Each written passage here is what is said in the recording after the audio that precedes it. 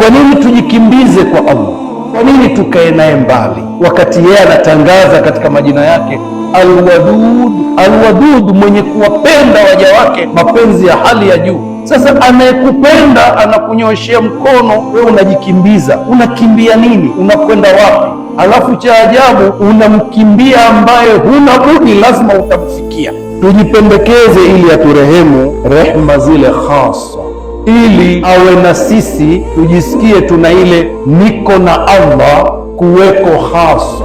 Yani kuna wakati mtu anapata rehma za Allah, sio rehma khasa, wala kuwa yuko na Allah sio yuko khasa, ni ile rehma ya wote, au yuko na Allah kwa maana ile ya wote. Rehma khasa ni vipi?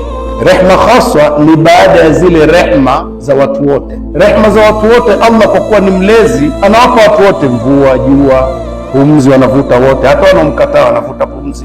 Lakini kuna rehma khasa, umejisogeza kwake akakwambia nimekukubali.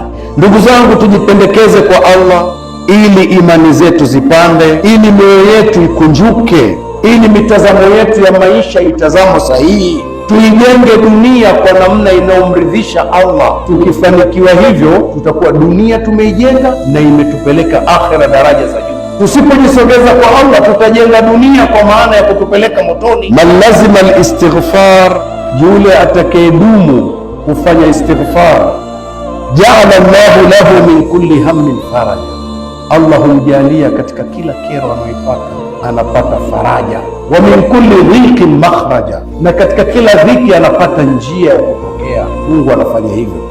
Wa razaqahu min haythu la yahtasib, na anamruzuku mtu huyu mwenye kudumu na istighfar, anamruzuku kwa namna ambayo hakufikiria.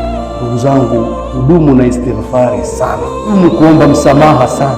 Inawezekana kusamehewa wewe au kusamehewa mimi mmoja kwenye eneo langu ikawa ni rehma kwa wote. Tunaweza ikawa watu wachache wamesamehewa kwa kuomba msamaha, wakapona mambo mengi mazito.